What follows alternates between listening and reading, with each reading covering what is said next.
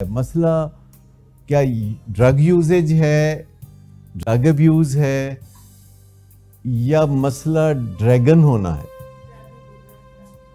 और ड्रैगन क्यों होता है बंदा? ताकि वो ड्रग यूज कर सके, क्योंकि ड्रैगन हुए बगैर कोई ड्रग यूज करने नहीं देता। किसी गाय को कोई ड्रग यूज करने देगा? नहीं करेगा। उसके लिए संडा होना जरूरी है, ये सिंग मारना भी जरूरी है। तो फिर जब वो आता है हमारे पास और फैमिली भी आती है हमारे पास, तो मसला ड्रग के नाम पे हल करने की कोशिश की जा रही होती है, पर उस मसले के पीछे जो मसला है, जो असल मसला है, कि जो टेमिंग द श्रूड है, चलें अब इसको बदल देते हैं, बार बार ये नहीं कहते, तो वो कैसे होगी टेमिंग द श्रूड? कभी आपने ये फिल्म देखी? एक फिल्म थी टेमिंग द श्रूड, नहीं देखी? किसी ने नहीं देखी? आप फिल्में नहीं देखते? अच्छा, ये 1970 की फिल्म थी, खैर आपने शायद इसलिए नहीं देखी होगी। इसका मतलब क्या है टेमिंग द श्रूड? टेम का क्या मतलब होता है? टेमिंग नहीं, नहीं, हाँ, टेम करना, संवारना, सुधारना, अपने मतलब का बनाना, जिस तरह अच्छे सांचों में ढालना, अच्छे सांचों में ढालना ताकि अमनो शांति से वक्त गुजरे। तो असल मसला तो यह है कि वालिदैन और औलाद या बीवी या खामद के दरमियान डायलॉग सीधा हो जाए, डायलॉग सीधा हो जाए। ये जो बात करते हुए भी डर लगता है, वो किसी को डर ना लगे बात करते हुए। बेसिक गोल ये है कि बात करते हुए डर ना लगे, क्योंकि बात करने से अगर आप किसी को रोक देते हैं या स्नब कर देते हैं तो यहाँ से खराबियां पैदा होती हैं। तो बात करते हुए डर ही ना लगे। पर मैं ये नहीं कह रहा कि बात माननी भी जाए, वो बात की बातें हैं, बात में वजन होगा तो बात मानी जाएगी, लेकिन बात करते हुए डर नहीं लगेगा तो बात की जाएगी।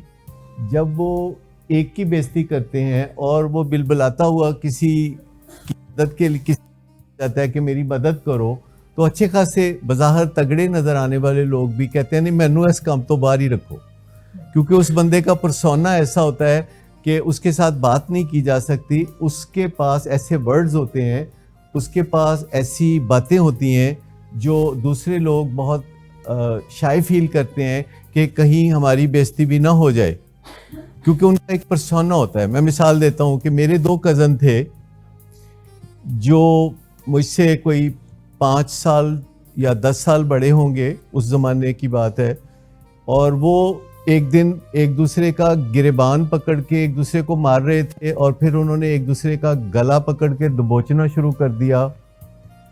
और मैं ये मंजर 9 साल की उम्र में देख रहा था कि वो एक दूसरे का जो गला है पकड़ के वो दबा रहे थे, और मुझे उस वक्त ये लग रहा था कि दोनों में से एक या दोनों जो है अपनी जान से हाथ धो बैठेंगे।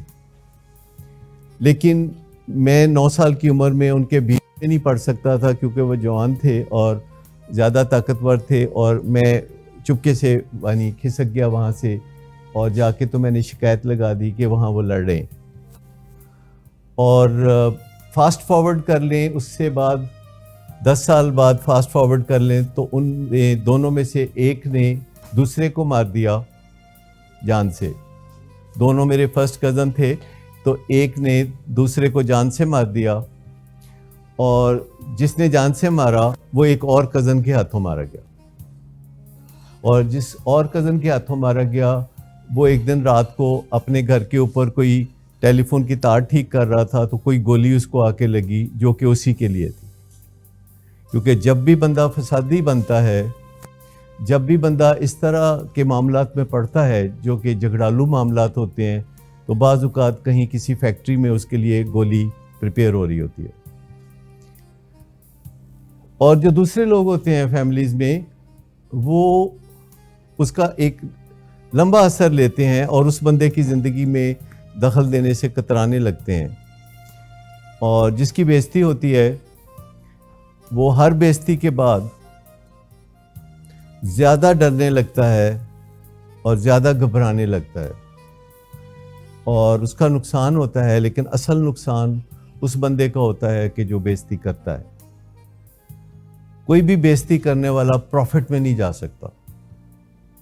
ये आप याद रखिए कि कोई भी गुस्सा करने वाला, कोई भी डांट डपट करने वाला, कोई भी आपे से बाहर होने वाला, कोई झगड़ालू, कोई फसादी प्रॉफिट में नहीं जा सकता, मुनाफे में नहीं जा सकता, वो खसारे में जाएगा।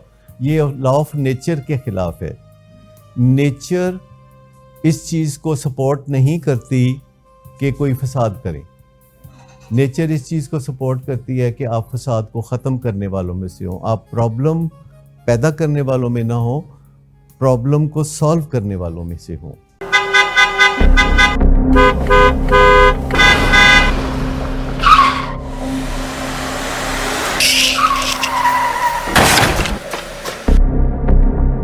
घटिया इंसान, इतनी देर से गेट क्यों खोला? सोए हुए थे तुम क्या? सर मैंने तो मिनट भी नहीं बकवास ना कर तुम मेरे साथ। क्या कर रहे हैं आप? अब्बा जी घर पे हैं, नशे में गालियां दे रहे हैं। खुदारा होश में आए, क्या हो गया आपको? होश में कैसे आऊं? सारा किया धरा इन्हीं का तो है। शराब नोशी की वजह किरदार की खराबी नहीं, मूड की खराबी है। शराब नोशी कभी भी नशे की बीमारी में बदल सकती है। नशे की बीमारी हर स्टेज पर काबिले इलाज है। मदद हासिल कीजिए, क्योंकि वो ऐसा नहीं करेगा। विलिंग वेज से मदद हासिल कीजिए, कहीं से भी मदद हासिल कीजिए, लेकिन फौरी मदद हासिल कीजिए। जिस मुआवजे के इंतजार में आपने बहुत देर कर दी, अब वो दस्तक दे रहा है। मदद हासिल कीजिए, मदद हासिल कीजिए, मदद हासिल कीजिए।